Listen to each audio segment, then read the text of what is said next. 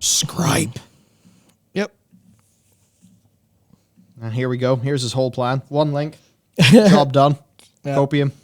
Yeah, I tried and computer said no.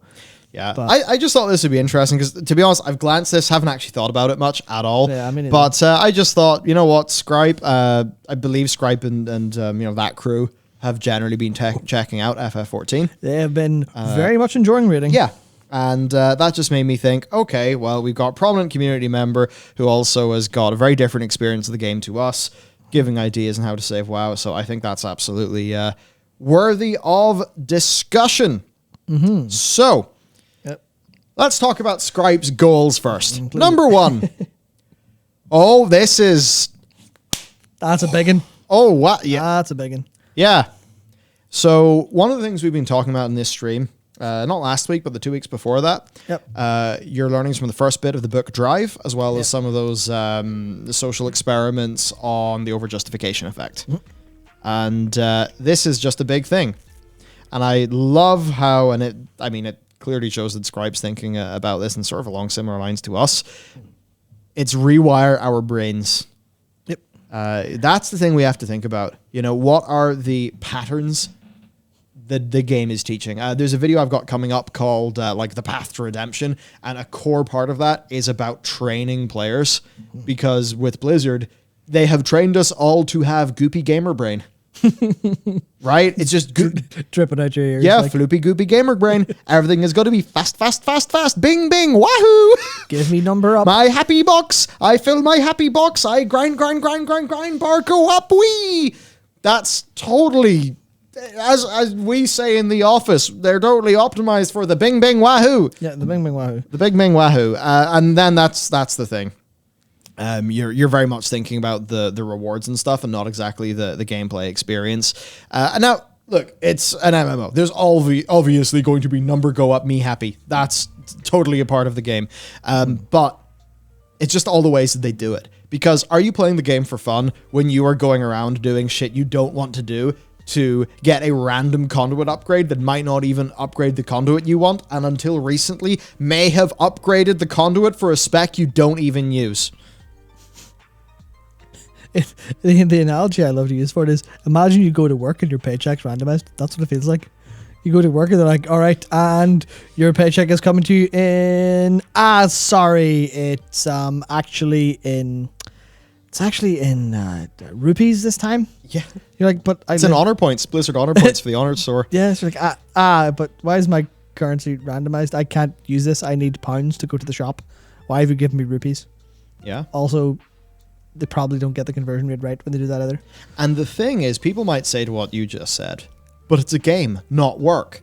So it's okay.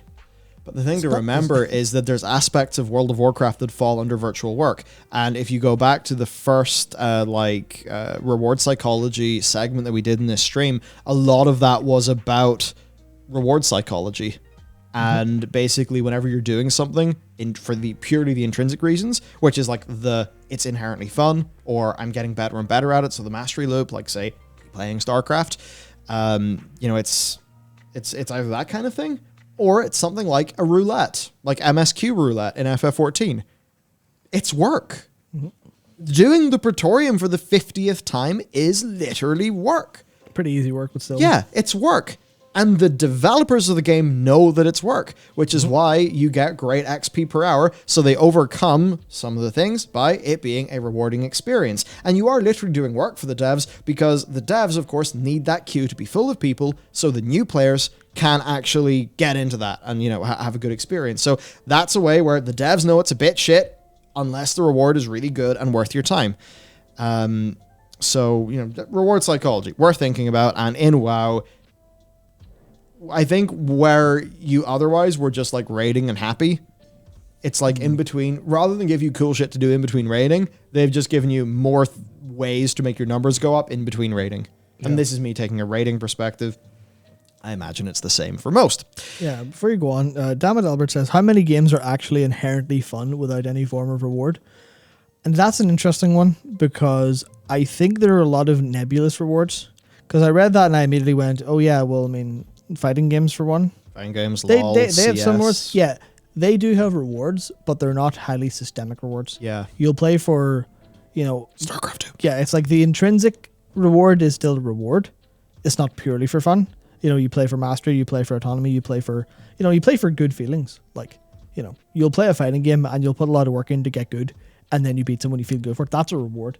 So I think a lot of games are fun for rewards, but it's thinking about the intrinsic reward versus the extrinsic reward, and also just kind of what the texture of play is for the reward. A lot of it just comes down to, is it reasonable? Yeah. And with WoW, there's a lot of stuff that feels unreasonable. Who was it in chat who said, I've lost the message. Hello, someone in chat. You said, but didn't people complain about there not being content to do in between raids and WoD? You're right. They did complain. I'd say, though, that for a lot of people, that content means like doing Cloud Serpent or doing Isle of Thunder or, Trove of the Thunder King, right? And the one time you can do that a week. Or, it's things like that is what people see as content outside of a raid. With Warlords of Draenor, all of the reps were just like straight mob grinds. And it was Apex's crystal farming. So it's that sort of thing where like once, and the role of those reps and things that you used to do in between raid night in the game, or professions, the role that used to be played by them was played by the garrison, which is basically why WoD was actually pretty fun when you were still upgrading and building up your garrison. But once the garrison was done, it was like, boom, grinds to a halt. So I think that's the difference between the WoD content drought and the current thing where the content's not that good and it feels like it's just a sort of grind they've invented to give you, Bobby's maze to run through to solve, which I think that's where it struggles in the inherent fun. And they're focused a little bit too much on... That's that thing with Korthia. It's worse than some of its parts. Because some of the rares are a bit more inventive, and you can see the passion of individual developers in the parts of Korthia. Yeah. It's just like it doesn't come together as like an overall well-conceived piece of content. Yep. Now another... Yeah, and also don't forget the overjustification effect, where that's one of the things where you're like, if they're forcing you to, if they're forcing you to do things by constantly giving you rewards and kind of continually activating that part of your brain, then you won't enjoy the fun parts. That is, I don't want to say a scientific fact, but it is an effect that has decent amounts of evidence. Yeah. So reduce bench people. This is the sort of thing that will be a lot more relevant for Scripe's mode of play. I mean, for us, we haven't, we just want to get heroic curve. Might not even. I'd hoped that it would have happened for 9.1.5, but honestly, looking around the guild, there is just not the will to do it.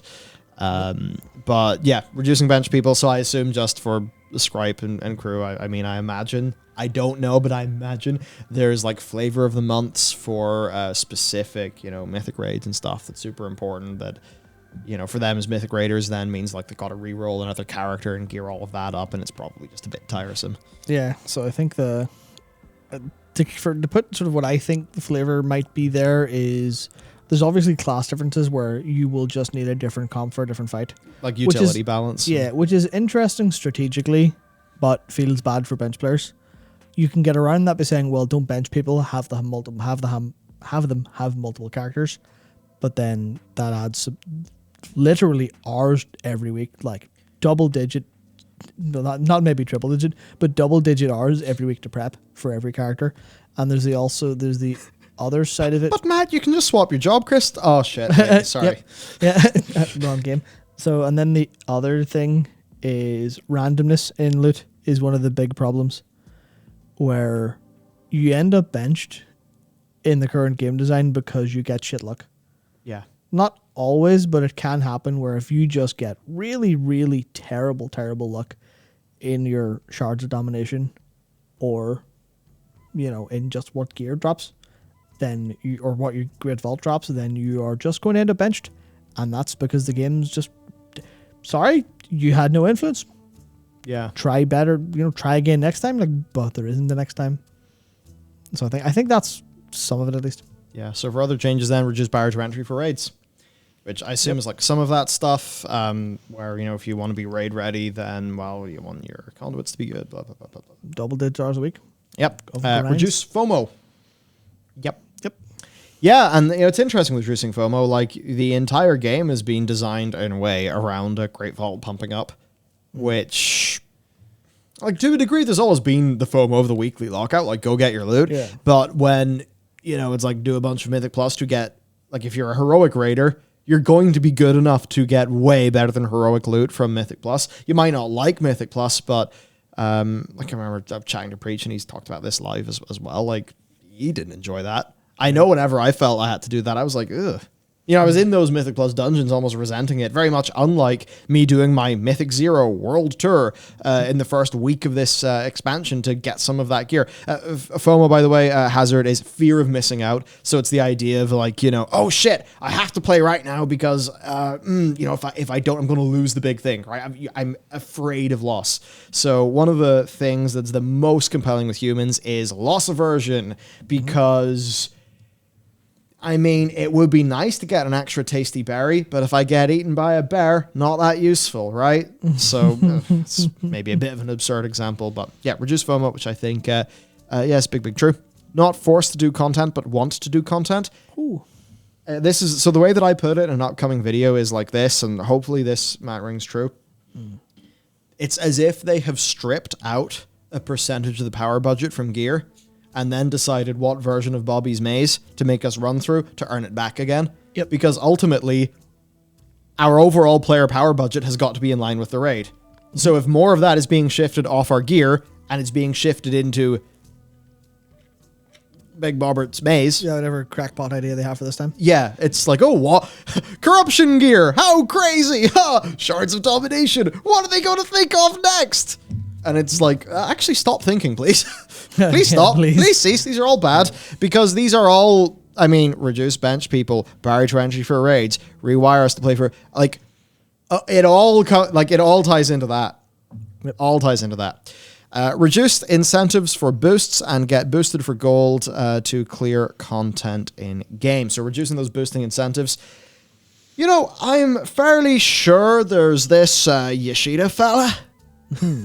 a certain Yoshi P has recently talked about making a more airtight terms of use to basically clamp down really hard on that, didn't he?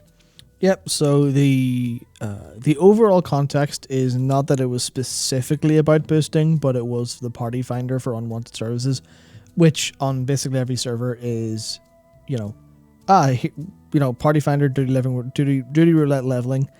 And then it's just selling gil or selling ultimate clears or, selling whatever clears, savage clears. And then they're like, okay, well, we don't want this behavior to happen. So we're going to take the time to make sure our user agreement, the agreement everyone signs up to when they play the game, will change so that is no longer allowed. And then we'll get rid of them all. Is effectively, they didn't say to get rid of them all, but, the implication was there. Oh, it's currently... there's currently a loophole. We'll remove the loophole. Yeah. That's basically it.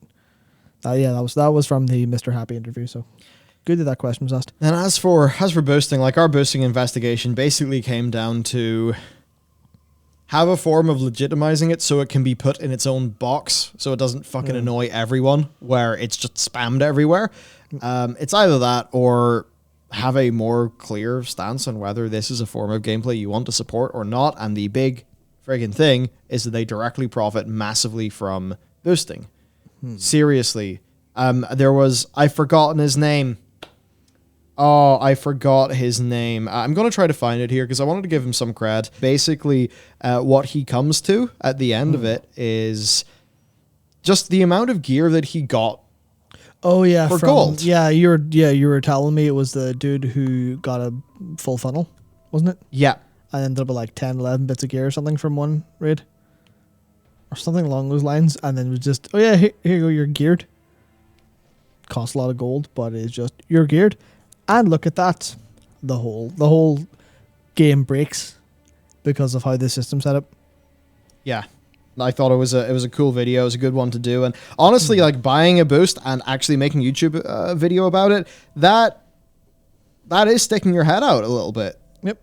Absolutely. So tell you what, Matt, how about you take either the rest of the boosting or the next point, and I will try to find this. Okay, absolutely. yeah, there's not really much to say about boosting that we haven't covered in either of our videos. I'm getting really pretty good at the much. shilling thing, aren't I? We've done a lot. Yeah, so the next point, which I can't highlight, is don't force people to play the game every day / all the time. And I really wish we had a little call-in segment here, so I could just go, and now everyone, here's Dakor, because he certainly experienced this firsthand really badly, where it's just the case of, again, it's the overjustification effect. It's the idea of if you want your players to enjoy the game, give them freedom to enjoy it, and they'll enjoy it. But no one likes being forced to do things. Well, not no one, but generally speaking, people don't like to be forced to do things, and that's one of the things that they've just like Korthia. If you want to be, a lot of this does apply primarily to Mythic Raiders and stuff like that, but obviously that's going to be Scripe's perspective. So if you like Korthia, in order to be optimal, you were spending a lot of time in Korthia, and I know that from watching Dakor, and he's not like a world first raider or anything, but he was just in Korthia all day until he ticked off all of the boxes, and you could see in the man's eyes, metaphorical eyes, of course, it just drove resentment. It's the same for me in every Shadowlands thing. Got him. Forcing people to play the game just makes it feel worse, and I think anyone can attest to that. It's like, I don't think you need to go and really look at psychology or look at game design or anything. I think you can just feel it from playing the game. It is just, here it is. Don't force people to do something they won't like it. Yes, a video from Shew. SHEW. SHEW. There we go. I will give him a little. She'll put you in the chat. Yep, sweet. There we go. But yeah, look, I'd recommend watching that video I just linked. So throw that open in your other tab. Drop the guy a like. It's a good video. And you'll be interested because what he comes to is the amount of money that he paid per piece of gear that he got from the raid compared to what BOEs are. And I think for some people who are out of the boosting side, you might be surprised. It's just sort of to say that, it is an issue. So yeah, not forcing people to play the game all the time. It's so obvious. The more player power based like hoops and treadmills that you can fall behind on, like all that's going to happen is you're consistently going to have to develop catch up systems like all the time. So that's going to be a pain in the ass. And just people are going to be playing the game for the wrong reasons. And then the worst is you teach people to play the game for the wrong reasons. And that can actually make it so that people are not willing to play the game for the right reasons because they've been always taught to play the game to upgrade their, flavor of the month, another thing they've bolted on this patch, and not playing for the intrinsic reasons, which I think is an issue. Yep. Something up? No, I was just, the chat were asking for the video link, so I said it. Oh, sorry, it may have scrolled past. Yeah, no, you linked the channel just. Oh, gotcha. Yep. So yeah, that's big. Now then, so that is Scripe's goals. Yep. Let's talk about. Well, okay, they're not Scripe's goals. They're the goals Scripe wants the World of Warcraft to have to fix it. Oh yeah. He's not going to do this himself. Well, it's the goals of the document. Yeah. So that's what he wants. Global stuff, no PTR. That's a big one. We 100% agree. PTR basically is... It could be really well used by Blizzard, but it's not because we still get patches that are weird and busted feeling. So maybe PTR is more harm than it's worth, and these things are better dealt with by internal QA and development. Perhaps the noise of a PTR cycle isn't there. Additionally, they don't really have their communications are getting better, but I think a world where PTR is really good is maybe a world where they are planning their PTR builds with their marketing pushes in terms of developer interviews, things like that, so that players feel like they're along for the ride with the developers as the game goes forward. I think if you're doing PTR, move it to that way. If you do want the team to be a bit more closed in its development style, that's a totally valid way to do it. Like the FF team is definitely, more closed, doesn't have a PTR. That's also a great way to do it that can work. And maybe no PTR is worth trying. I absolutely think it is, because from a gameplay perspective, people like new content, people like mystery, people like experiences. If you do it on PTR, the game's going to feel worse as a result. Yeah. At least as an experience, you're still going to do the same content, you're going to have the same fun, but you're not going to have the same whoa as not that you maybe do that, because that's a very that's a reaction from a movie as opposed to real life, but you're not going to have that same feeling when you go into Summer for the first time if you've done it on PTR. They don't have feedback, and it's data mined to hell and back. Yeah. So, and even you go, well, the client will be data mined to hell and back. So how do you solve that then? Well, you release the client as close as humanly possible, make it slightly more difficult to data mine in whatever way possible. Maybe call people out for doing it. I don't know. Maybe it hurt the industry and player community much, but the idea of data mining or the experience itself. Yeah. If both of those are at the same time, what are players going to pick? Players are going to pick playing the game. And then if you time gate a bunch of shit, then players will data mine your story. Yeah. And I think that's what's hurt a lot of the story stuff of World of Warcraft, where they maybe even start to look at interest from data mine stuff, which will be big on the big spoilers, the big emotional moments, stuff like that, as opposed to the general experience. So it could be the case that having this community approach to things over time, having the PTR approach, the data mining approach, could, in a way, and to no one's fault, could have just, festered, could have fostered this just community way of life of sorts, way of approaching everything, way of thinking about it, that ultimately ends up in people liking it less and supporting these things that we don't want to have happen. I also I wonder if there's one thing PTR's really fucked, and maybe they don't do a great job of reading PTR data for what it is, because sometimes you hear we weren't sure based in PTR, or the PTR was like too late to get good data, or there's just the fact that they will know this, of course, being devs, but player behavior in PTR is nothing like life, because it's not a real character, it's one you copy over. Yeah. So maybe it gives them bad data. Yep. On PTR, so that's also worth thinking about. I mean, that, I guess we'll see that a little bit later, but isn't that basically something they talked about with Diablo, or did you say that? A little bit with Diablo, yeah. Yeah. Yeah, no, that is true. Yep. We'll cover that with Diablo. So for some other global stuff, enable all specs. It shouldn't feel punishing to play another spec of your class. Yep. Yeah.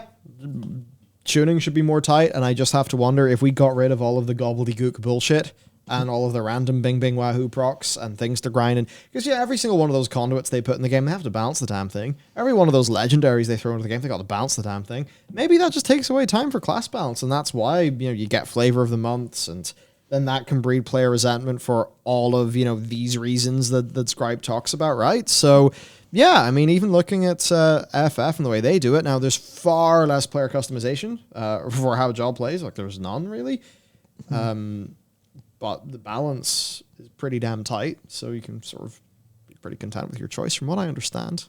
Yep, more or less. I know there are differences. Plus, then as well, logging isn't as much of the culture because you need a third-party thing that's against terms of service. Yeah, it's not as much of the culture for the average player, but for high end, still, parse fiends still exist, etc., etc. So, yeah, I've been thinking about it for a long time. Just simplify. I mean, I think that should generally be your go-to response if something's not working out. Not even in game design, just in general, is just simplify. Yeah. Because if you have more time to spend on, obviously, you're going to do two things.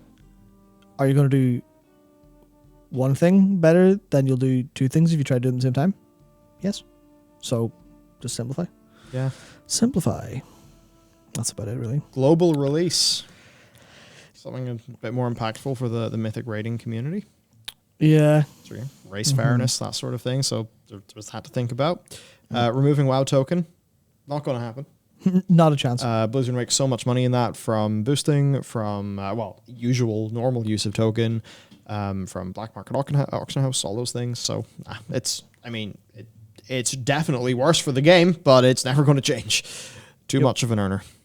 Account-wide, almost any character progression, quest chains, content unlocks, reps, etc. Yeah, a lot of that is going to be for, of course, the desire of making it feel a bit more like FF in a way, where you just feel like you've got more of that freedom, where you can access more of the gameplay that is in the game. Yeah. Now, they have said that they don't want to do that too much because they'll feel like that's stripping content away from people, but if that is a player behavior rather than seeing that as something to protect, could you maybe see that as a problem where, you know, people are doing that? Like, well, where is the side content they'd be doing otherwise? Maybe they're doing that because it's the only thing they feel they can sort of do next. Who knows? Just make it a wee toggle. Job's good. No item should have proccing socket/tertiaries. If an item can have a socket, there should always be a socket. You know, the way it used to be. They keep on... Yeah, I agree. Just keep it simple. Reducing dailies, weekly/maintenance that you have to do on your characters. Yep, that ties into all of these principles that we've talked about. Yeah, that's work. It's work, and yeah, no, totally. BOEs should be the same item level as previous tiers mythic item level. Obviously, no socket, no tertiary procs. Guess that basically just says BOEs are for catch-up. Don't make them relevant to current content outside of catch-up, so that mythic players, because mythic players will have that mythic item level, so they don't have to worry about it. Which is, you know, just basically him saying, I hate BOEs, get rid of them. Which, you know, given how much money Scripe has spent in the past, including real money, yeah, you can kind of see that. I mean, I did admit to that, so yeah, no, you said it like it's a pretty public thing. Yeah. Cross server and cross realm raiding Mythic Plus and PvP. Why not? Yeah, at this stage, why not? Like, if WoW's going to be having issues and maybe it's not going to be top dog, then we should just open up the barrier so that more people can access, you know, content with their friends. I think that's fine, and the story basically does support it nowadays. Gear that drops from a certain activity should be stronger in that activity. Yeah. He says copy paste PvP loot to Mythic Plus and raiding. There's other ways that's been done in the past. I mean, you could just have a Mythic Plus set that has got a different set bonus or something like that to raiding, and then PvP has got its own thing. Yeah, that was achieved in the past with the likes of Resilience eating up part of the stat budget of a PvP item. So something there I think would make sense. That can just mean that you feel like you have less obligations. And I think that is a good thing. Because then you're doing that other bit of content and getting gear for that other bit of content for the sake of progressing that bit of content because it's fun, instead of doing Mythic Plus because you want better raid gear, which that just doesn't feel good. Gold should be something you spend for fun and not a grind for character power.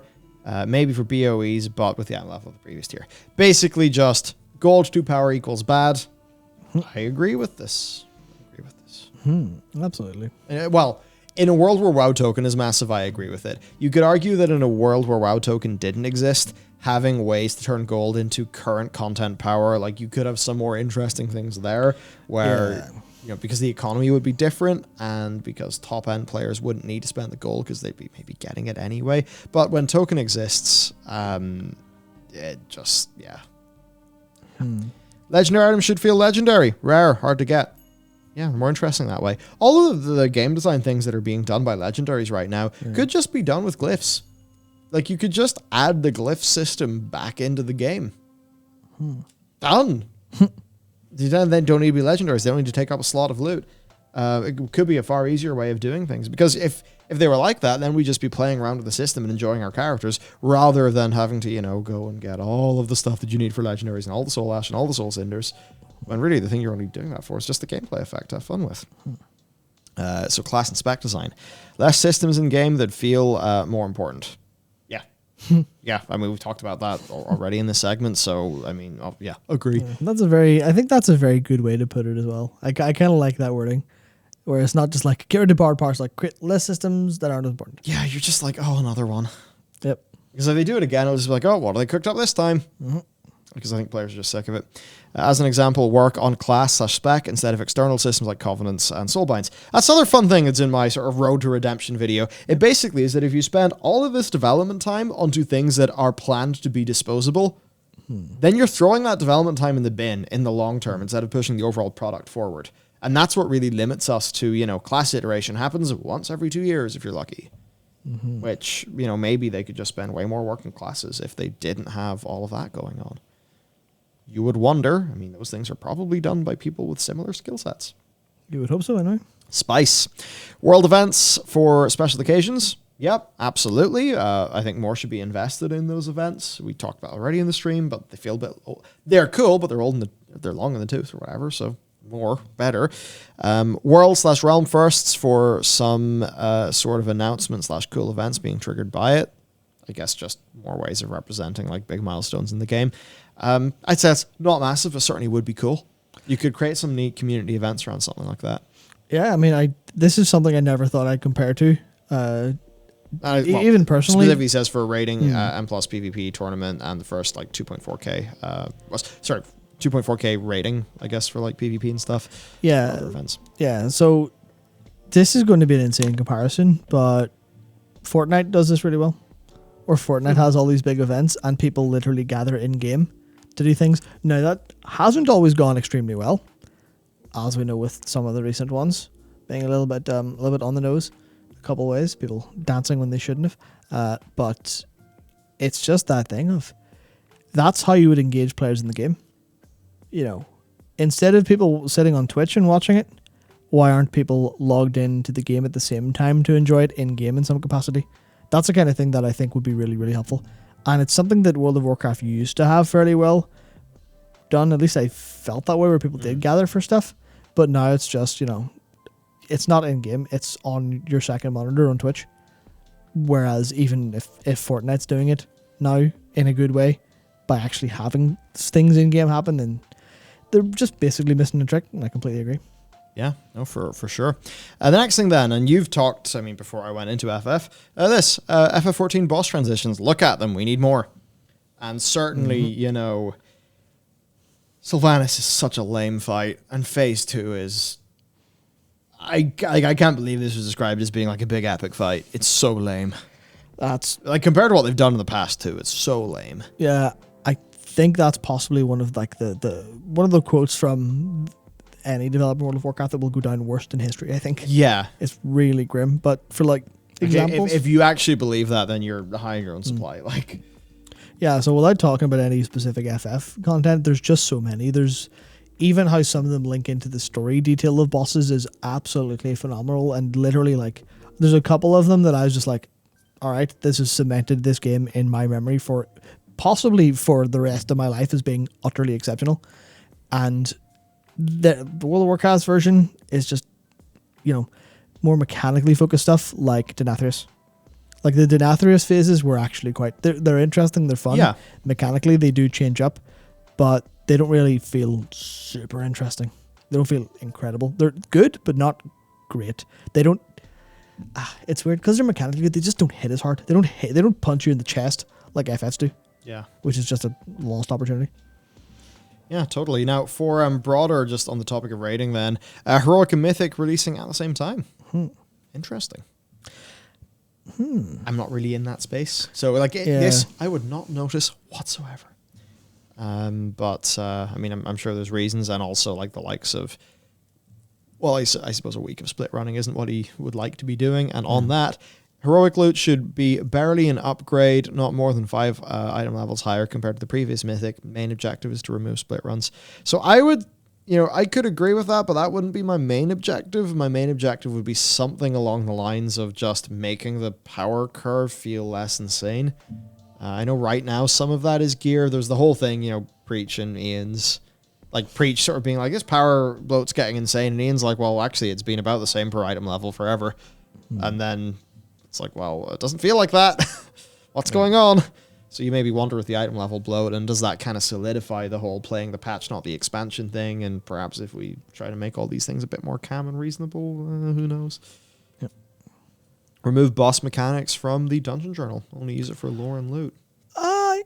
That's an interesting one. I'm not sure. So I think one of the things that the Echo people have really enjoyed is doing the FF bosses blind. Yes. Could be, you know, a bit informed by that. Yeah, I think that's likely what they're doing. And to be fair, I think it's that weird thing where I think that's a result of player behavior. The dungeon journal wasn't there from the start of the game. They added it because people were going externally for guides because of anxiety. Yeah. Because people are like, well, I'm not going to do a boss first time without knowing what to do, because then everyone will laugh at me when I die, which doesn't go away in FF, because, you know, a lot of people will look up a guide for a boss before they do it, because, you know, especially early on, not all mechanics are like, oh, I see it, I can solve it. They do have strategy elements to them. Like I'm talking about like dungeon bosses and stuff like that. For you know, with a party you can go in blind or do whatever and learn stuff. The learning is a really fun part of it, but people, you know, historically in World of Warcraft, people used guides. So Blizzard went, well, might as well put a guide in game. Yeah. Which is what they did. So it's like, it would be definitely difficult to not do that anymore. But that would kind of come as part of the first point in the goal, which is rewire brains. There need to be a lot of player behavior rewiring done to make this make sense, I think. And I don't know if that's feasible or within scope, but in principle, I completely agree. Because that's what raiders will find fun, is going, oh, what's happening? Quick. Oh, shit, nice. And I think that's also something, in tandem with removing PTR. It just means that, I guess, for them, then Raid Night would be more exciting. And it actually is very much tied into this next thing, too. Bosses should be more of a skill and tactic check rather than a gear check. Goals to remove split runs. So that's an interesting thing. For the... maybe this is Scripe essentially taking the view of Mythic raiding of make this an extremely hard boss from a skill and tactics level. Don't make it extremely hard because we're just trying to eke out a few % more DPS where, winning the race can come down to who got a little bit luckier with a drop, who got this, who got that. Maybe it runs on long enough for there to be a re-clear. Maybe that's kind of inspired by the Sylvanas situation where it was just kind of... with the end of her, it was like, who can optimize the last few, points of a % or whatever to actually get there. So that's interesting. I mean, I think I'm more interested in that part of the rating. I think for some people, there could definitely be something lost if you went too far. And you'd certainly would have a risk there where you could make something extremely hard for Mythic players where the gear wouldn't be as big of a part. But that, the Mythic players would love doing that. But maybe as you are forced to strip down the quantity of mechanics, it could get harder and harder actually for like a heroic level guild or a normal level guild for the people who, more simple tactics, let's just say, work for them. And gear is a part of how they end up progressing in the raid. So that's like something that would maybe clash with existing player behavior. But then you could say that if gear is less of a thing, then, well, it would be a case of get better. Get better to win the boss. And then you would have a more informed, skillful player base. Yeah, I think it's interesting that the gear loop is so less involved in Final Fantasy at the top end, because obviously you do work towards your best. It does take a little bit of time. You do gear, using tomestones over weeks and stuff like that. But generally speaking, they don't just rely on gear to be, we've now way over geared it, work away. There's some of that for older content with like the patch before's raids, but they generally just go, and here's the echo. Which is the same idea that they used to do back in Wrath of the Lich King, where like, and just because your big alliance heroes or big horde heroes are here, you get extra buff this week. We've enabled it. So they've been doing more specific nerfs over time, I've found, as opposed to, kind of here's a systematic way to just kind of bump your power versus gear. So I could see how that would maybe work, but it would require more involvement of Blizzard's end than it would. Yeah. Just kind of going, the gear will handle it. Let's not worry about it. Yeah, no, indeed. It should take a player 8 to 9 clears of a raid to get full base gear. If that's not the statistical average, then introduce token drops instead of specific pieces after a set amount of week / boss kills. See, that's the thing. Look, I enjoy raiding. I don't want it to be literally my 2-night-a-week job. Yeah. Right? So I big agree with Scripe here. And I think a World of Warcraft that can succeed with 8 or 9 clears getting you Abyss, that is a World of Warcraft that has so much more content between raids and is a more rich and diverse gameplay experience. And I think that is a better World of Warcraft than one that just looks at the character progression and just tries to squeeze as much out of it. So basically, the upshot of what he's saying here, which is one that I would agree with, is... WoW horizontal, not WoW vertical, and then dive deep in. Yeah, well, if you don't quite get what he's saying, he is in chat, so he could correct you. Oh, yeah. Hey, Scripe, how's it going? Hello. Right, full cooldown reset after wipes and respawn in front of bosses. Yeah. Oh, God. Yeah. Yes. I love running. I fucking love running. I loved running in Sanctum of Domination. It was so fun. Yep. There has never been a raid as bad as for Sanctum. I love trash, man. Even when they added the skips didn't skip skips any. Pure shite. The skips didn't skip any of the bits you wanted to fucking skip. Yeah. Yeah, I mean, I don't know. No, he doesn't have it here. I'm going to add this. Fuck trash. Fuck it away off. Fuck off, trash. You're never fun. You suck. And you know what? I didn't goddamn mind Trial of the Crusade or whatever. Tier 9. What was tier 9? Is that tier 8? Oh my god, my brain. Tier something. Yeah. I was the one where I was on my journey to becoming a sweaty gamer, and then I had my arrogant elitist who's nowhere near as good as he thinks he is phase in and around the start of Cataclysm, and then I wised up in Mob. But fucking hell, man, just a boss rush. It was fun. It was like, why am I here? I'm here to fight raid bosses. Why am I fighting health bars that are boring? And then there's those, and then you see the fucking shades, dude. The shades that disappear. And I know there's there's a bit of finesse in doing that right, and a good team is not going to have them be annoying and disappear. But I mean, it's trash. People's brains are dripping out of their ears. And I also believe that FF is not a big trash game. Generally speaking, outside of coils, normal raids don't have any trash. Yeah. Actually, sorry, I think there's maybe a tiny bit in Alex. I don't know about Omega, but Eden, definitely none. The Alliance raids, there's a little bit of trash, but it's less trash. And to be fair, WoW's been kind of going this direction sort of recently, but it's a lot more encounter-based. So it's a lot less of, here's just some shit for you to turn your brain off and AoE down, and then maybe get some BOEs from. It's a case of, okay, here we go. Here's an encounter. Like, especially the near raid feels good, because to me, I'm going, oh, I know why this trash encounter's here, and it's because you only had so many bosses, but you had a load of cool ideas that you wanted. So I'm like happy to see trash, because like, oh yes, I know this is a really cool fight. It's not a big fight that drops me loot, but I'm like, this is a cool fight, sweet, great. Basically mini bosses, which they do a little bit of in Sanctum, but they just feel like barriers in the path because they're kind of annoying. Yeah, I think the little loot bags that you got in Icecrown Citadel, because you remember that, you'd kill one or two of those like little mini bosses and you get like a little bag of loot. It would have some badges of frost in it. Then you could get a bit more lucky. Potentially that felt a little bit better because, of course, badges of frost, right? Badges, weren't they the worst thing ever put in the game? Now, there's another point here, actually. I was just thinking about the whole, 8 to 9 clears, like loot pacing thing. Yep. This has got to be taken in addition to the other bit of context, which is that it's up there somewhere. That like raid gear is best for raid, Mythic Plus gear is best for Mythic Plus, PvP is best for PvP.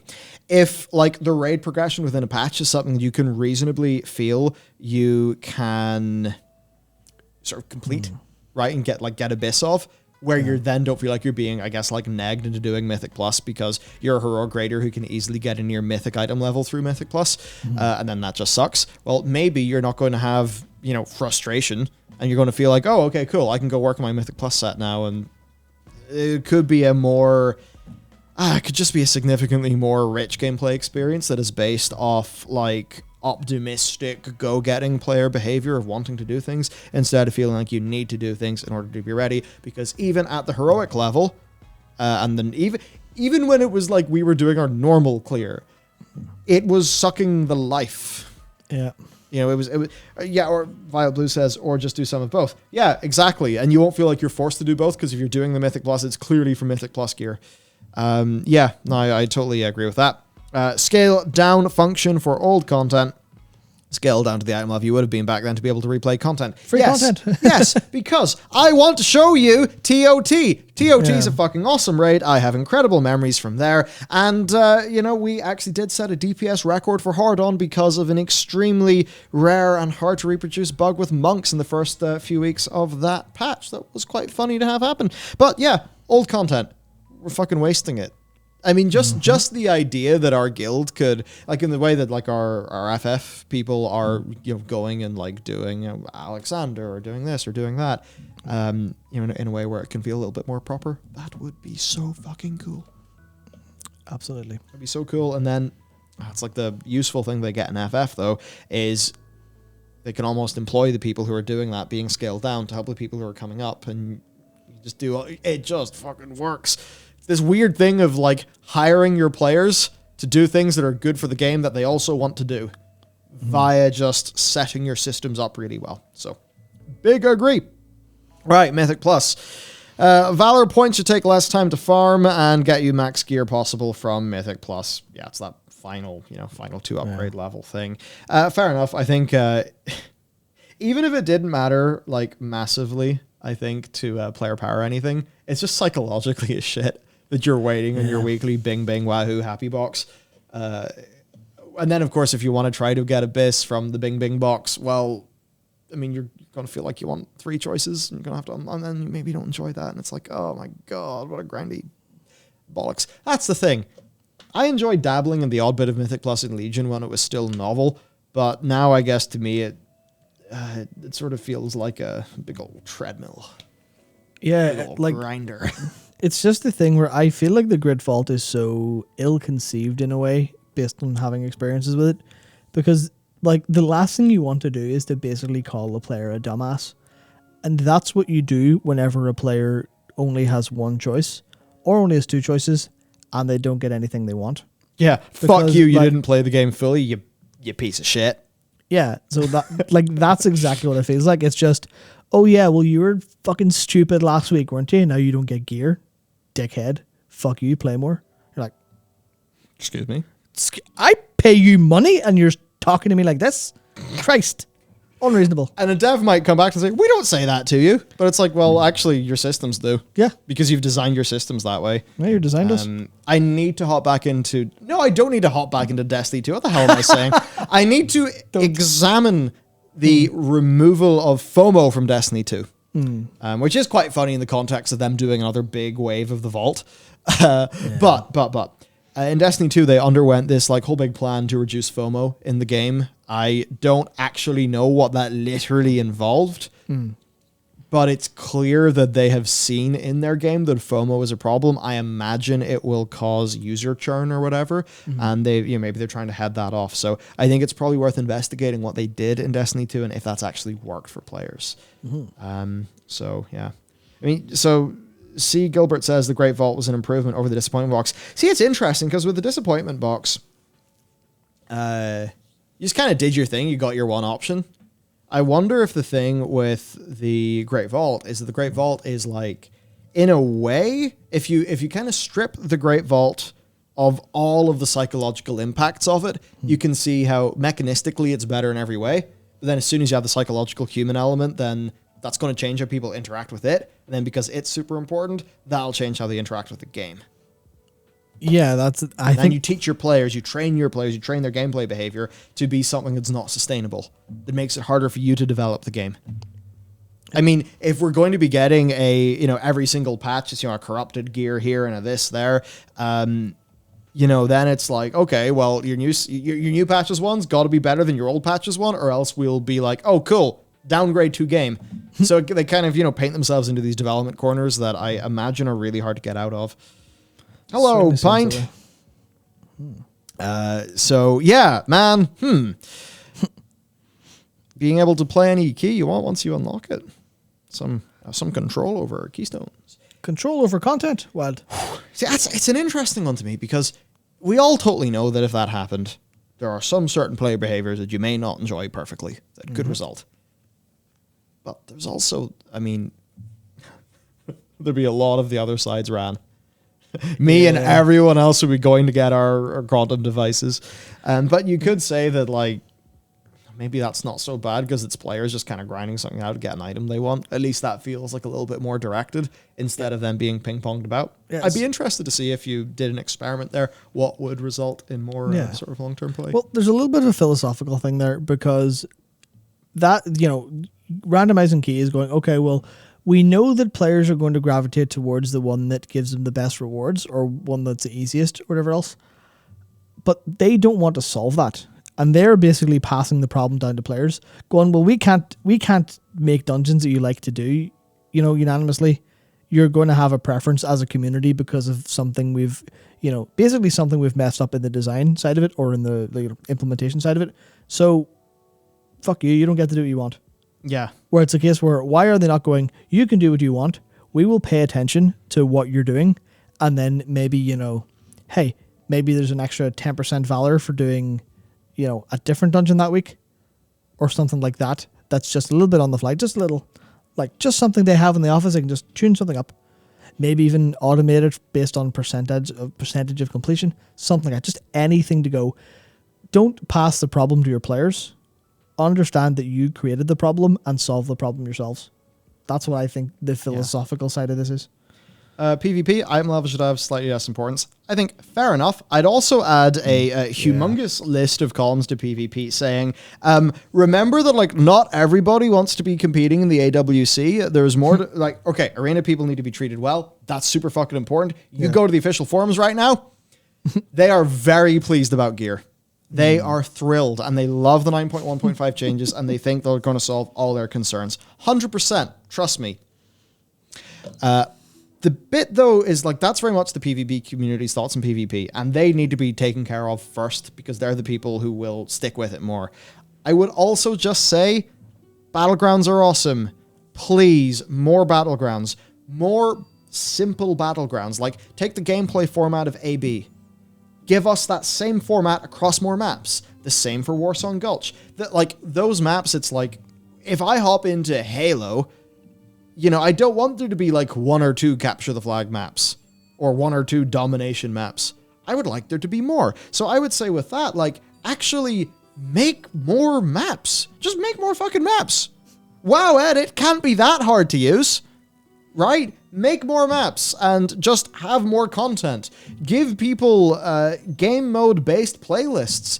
Because look, there's times, you know, whenever I do my completely inexplicable yearly jump into Call of Duty, there's times I want to play a free-for-all, there's times I want to play this or want to play that, I go up for that queue, I get the thing that I want to play, and, you know, then, like, don't have honor gear be gated by renown in such a way that, like, it's completely irrelevant. Just the stuff where it's like they are totally spiting their own content, and I feel like with PvP, they had such a massive opportunity with this expansion that, you know, they didn't really capitalize on that well. And I'd just be interested, what can they do when it comes to when it comes to getting like casual instanced PvP being better. I'd also say like the comp stomp. That seems pretty cool. People seem to like that. Why have you not capitalized on that? The brawls are generally pretty cool. I thought whenever Helinka, I think it was Helinka, talked about their introduction, it was supposed to be like a testing bed for new types of game modes. But it's just been a weekly event. And it's cool for what it is, but like, why not more? And, like, I don't really engage in this content because I just don't feel like it's overall where it needs to be. But anytime I've like had a decent little reason to just go and you know, hop into PvP and like do some, like, doing some casual BGs at the start of this expansion was really fun. We all really enjoyed it. It's just overall, it's like there's not enough care and love being put into that side of the game, and that's always just sort of confused me. And then for world PvP, there's a whole bunch of other stuff there. I mean, one of the issues with war mode is people are just going to turn it on because they want the reward. Then they're not going to engage in PvP, which is a pity because some of the really good experiences I've had in the game were during Battle for Azeroth patch 8.1. Whenever you turn war mode on and you do the what you call them, the faction assaults, where basically there was a little bit of PvEVP going on. Now, eventually that would just be turned into, I'm Alliance against overwhelming odds, so a bunch of people, you know, a bunch of our guild would just go and zerg some horde players to get some free shit, and then we turn war mode off again, which is, like, not a great way to incent, like, that incentivizes participation in war mode in a totally degenerate way that ruins it, because it's not true PvP. So there's a lot to be done there in PvP. I think, yeah, underutilized, I wonder. Social. Be strict about punishment for harassment, flame, making fun of people. 100%. Yep. Add new player icons. This will reduce the expectations of people who are new to the game and encourage players to help them. Yep. The little Sprout icon, I think, has done incredible things that have helped that game to go because, you know, even just the whole thing, there's a class of player called Sprout. Yeah. There's generally a positive opinion towards them. That's going to be great for, you know, for player, just players chatting to each other and overall sentiment and less toxicity. Housing, guild housing, player housing. Yeah, where is it? Where is it? FF's going to have apartments, housing, the free company estates, and a friggin' island. Which you know will have a house on it that you can furnish. You can also breed animals and grow plants and other such things. Yeah, man. Like, where is it? And people keep on saying like, oh, they tried it with garrisons. And like, No, they didn't. yeah, okay, I want you to compare a garrison to a house in FF, or even a house in SWTOR, or a house in probably ESO as well. Night and day. Yeah, 1,000,000% night and day, totally. Even friggin' RuneScape. Really liked the RuneScape housing system when I was but a wee lad. Yeah, and it's just the sort of thing, it doesn't have to be for you. But there's so many people who would love that shit. And there's also situations like, I mean, take Dakor. That's him. Take Dakor, right? Our producer, does research for us as well, you know, Mythic Raider. You might think, oh, he's a Mythic Raider. All he cares about is being an elitist who kills bosses, and he plays the game in a degenerate fashion and is really toxic and elitist. No, not at all. Actually, he is somebody who would like having a cozy house. Because this stuff is not just for, you know, the, super casual ooh scrub knob. No, it's actually for everyone. It's insane to me that Blizzard have not... It's like, you don't need to have... It's Blizzard. Lads, you've had a lot of new ideas for World of Warcraft, but generally speaking, it's not a company that's known for the biggest, brightest new ideas ever. And that's okay. I mean, another very successful company that... Yeah, I have issues with them. You know, like, as an example, Apple, they keep on being like, oh, look, we've taken a charging brick out of your box to save the environment. By the way, we're fucking awful at right to repair, so we contribute to e-waste humongously. You know, that shit about Apple frustrates me. But the thing to learn about Apple is, they claim to invent so much shit. They do not. They take stuff that usually Samsung and co have done years ago, and the difference is they execute it with a level of polish and consideration of user experience that makes it feel transformational, even though somebody has done it before. Blizzard is supposed to be the gaming, like, Apple in a way. That's what Blizzard polish is. It's taking something that other people have kind of thought up and, you know, taken a stab at and saying, well, we're Blizzard. When we ship something, it's fucking awesome. The polish is incredible. That's what they're known for. So even if Blizzard literally just steals player housing from Final Fantasy and then says, hang on, we remember what we're known for as a company. We're going to do this with Blizzard polish. That's all they need to do. They don't need a killer app or a killer function. What they need to do is just build out the world and the content and gameplay experience of the game and of Azeroth. And that's what do that, please. Please. I mean, I'll take guild airships, I'll take guild submarines, I'll take guild camping retreats, anything. Yeah, just guild area under the bridge, like anything. Yeah, please. So there we go. Going through that, I think bunch of stuff. If I was to add to this, a lot of my additions would be in the realm of player customization stuff. And I mean, I'm sure a lot of those guys would agree as well. I would say, you know, getting dyes into the game, you could maybe just say that for future gear, we're doing dyes and make whatever changes are needed. And just say, older gear doesn't have dyes. New gear does have dyes. And, you know, so what if that means that you don't have a different dye from every single difficulty of content? Oh, no. You know, make more base sets. You are Blizzard. You have a lot of money. I mean, obviously, it's hard to expand out a team, for sure. But generally, like, you know, sort of pipeline-related things. I mean, hell, even outsourcing. I think the WoW team's generally been reluctant to outsource, but... outsourcing for bulk art asset creation is a very normal thing in the industry. You might think, oh, Overwatch and its skins, they could never outsource that. It's such Blizzard quality. Overwatch skins are like pretty outsourced, actually. You know, it's based on specs that are like done by Blizzard's artists, of course. But of course, that's used. I mean, even games like The Last of Us Part 2, where you look at that and you're like, fucking hell, you know, the level of, you know, fidelity and everything in this game is exquisite. How did they do this? Even a game like that is so much outsourcing. So, you know, whatever it takes to get us more things. So I'd say, you know, things like that. I would say mounts.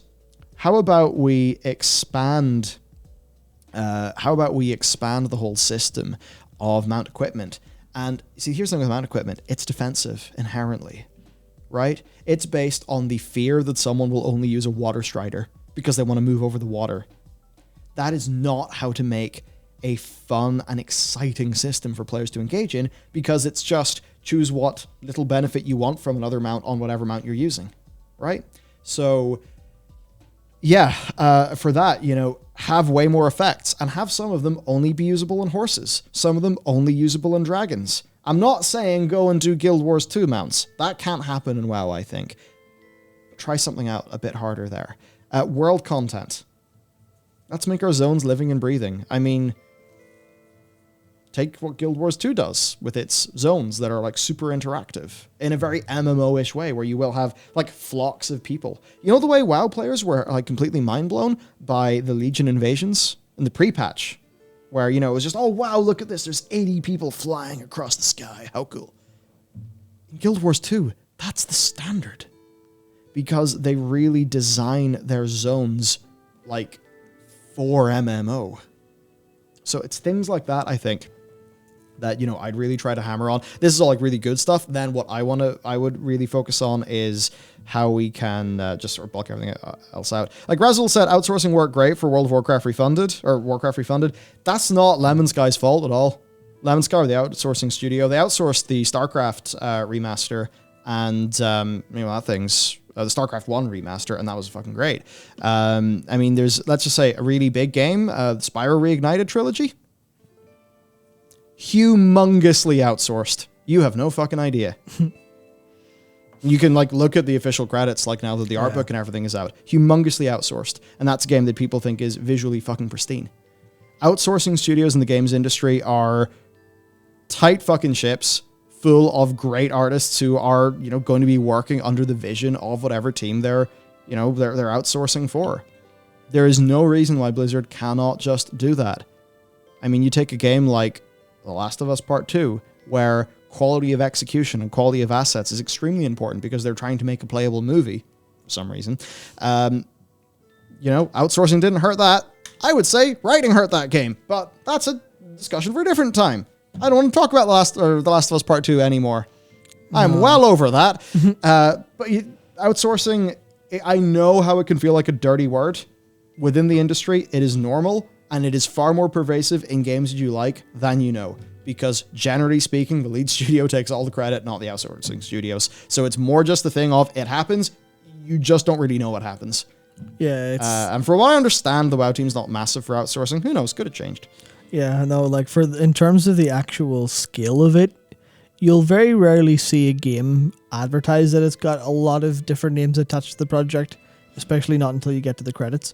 But as soon as you actually look up a couple of outsourcing studios and go, oh, well, what are they advertising they worked on? And you're like, oh, it was Virtuos were under fire for being giving a pretty high stakes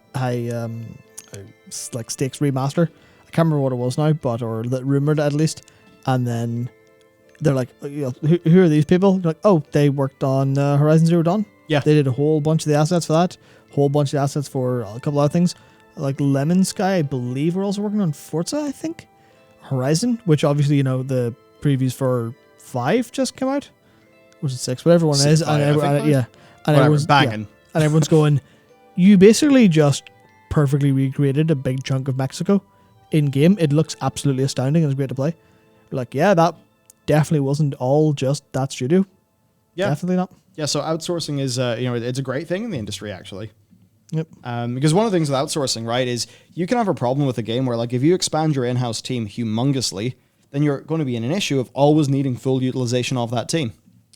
Basically, when artists are then in those outsourcing studios, what can happen? Well, what can happen is you're not going to feel forced by your monthly burn rate because you can better control your monthly burn rate because whenever you do need to scale up big, you can work with an outsourcing studio. And then in a very ideal world where it's all, happy and pretty and roses, that means you don't get to rely on contract temp workers, you don't get treated as well, where, they can be at an outsourcing studio with a full-time job, all happy. But that is probably far too idealistic for the games industry. Yes, it is. Because there's big problems in outsourcing too. Yeah, it's definitely worth saying. There was I can't remember who it was, but there was some YouTube crew that does documentaries, did a big investigation into a couple of the, I think it was Southeast Asian studios, and found that they were just as bad as every other studio for crunch. Yeah, and then another part of this is, like geo arbitration, where, getting 100 artists in California versus getting 100 artists in another part of the world that is cheaper. Yeah, Malaysia, Thailand, Singapore, any of those. Yeah. So there you go. That's some thoughts on Scripe's plan to save WoW, and a few of our own as well. Yeah, I certainly think if most of what was in there, or if all of it was done, we would likely be in a substantially better place. Yeah, and do you know what's wild? It ain't hard. None of this really strikes me as stuff that's extremely hard to do. In fact, it almost seems like a bunch of this is saying, work less, do more, in a way. It's kind of just saying, quit the disposable things. Yeah. You know? Quit doing those things that are just flogging the dead horse, or, sitting there trying to wring the last drop out of a towel or something. It's like all of this additional effort for the tiniest little drop. And that's what all the shards, domination, etc. feel like, where it's perhaps if the game was more simple, they'd be able to make more of it. Like one of the things Yoshi P talks about in the NoClip documentary was actually working to the average, because that's the thing that doesn't equal loads of risk and helps you sort of run it out smoothly. So there you go. Another